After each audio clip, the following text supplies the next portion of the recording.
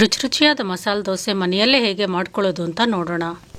ಮೊದಲು ಕಾಯಿ ಚಟ್ನಿಗೆ ಹುರುಗಡ್ಲೆ, ತೆಂಗಿನಕಾಯಿ, ಹಸಿಮೆಣಸಿನಕಾಯಿ, ಉಪ್ಪು, ಬೆಳ್ಳುಳ್ಳಿ, ಶುಂಠಿ, ಹುಣಸೆ ಹಣ್ಣನ್ನು ಅಗತ್ಯಕ್ಕೆ ತಕ್ಕಷ್ಟು ಹಾಕ್ಕೊಂಡು ನುಣ್ಣಗೆ ರುಬ್ಕೊಂಡು ಕೊನೆಯಲ್ಲಿ ಸ್ವಲ್ಪ ಕೊತ್ತಂಬರಿ ಸೊಪ್ಪನ್ನು ಸೇರಿಸ್ಕೊಂಡು ಕಾಯಿ ಚಟ್ನಿಯನ್ನು ರೆಡಿ ಮಾಡಿ ಇಟ್ಕೊಳ್ಳಿ.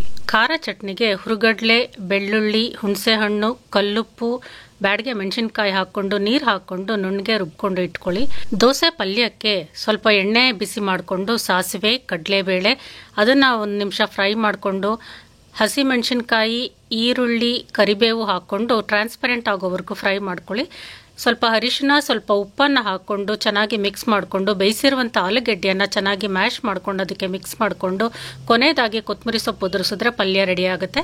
ತವಾ ಬಿಸಿ ಮಾಡಿಕೊಂಡು ಅದರ ಮೇಲೆ ದೋಸೆ ಬ್ಯಾಟರನ್ನು ನಿಮಗೆ ಎಷ್ಟು ದೊಡ್ಡದಾಗಿ ಬೇಕೋ ಅಷ್ಟು ದೊಡ್ಡದಾಗಿ ಸ್ಪ್ರೆಡ್ ಮಾಡಿ ಎಣ್ಣೆ, ತುಪ್ಪ ಅಥವಾ ಬೆಣ್ಣೆಯನ್ನು ಹಾಕ್ಕೊಂಡು ಒಂದು ಕಡೆ ಚೆನ್ನಾಗಿ ಬೇಯಿಸಿ ನಂತರ ಅದನ್ನು ಫ್ಲಿಪ್ ಮಾಡಿ ಮತ್ತೆ ಅದನ್ನು ತಿರುಗಿಸಿ ಮಾಡಿಟ್ಟಿರುವಂಥ ಖಾರ ಚಟ್ನಿಯನ್ನು ಸ್ಪ್ರೆಡ್ ಮಾಡಿಕೊಂಡು ಪಲ್ಯ ಒಂದು ಸೈಡಲ್ಲಿ ಹಾಕ್ಕೊಂಡು ಅದನ್ನು ಮಡಿಸಿದ್ರೆ ಗರಿಗರಿಯಾದ ಮಸಾಲೆ ದೋಸೆ ಹೋಟೆಲ್ ಸ್ಟೈಲಲ್ಲಿ ರೆಡಿ ಆಗುತ್ತೆ. ತುಂಬ ಟೇಸ್ಟಿಯಾಗಿರುತ್ತೆ.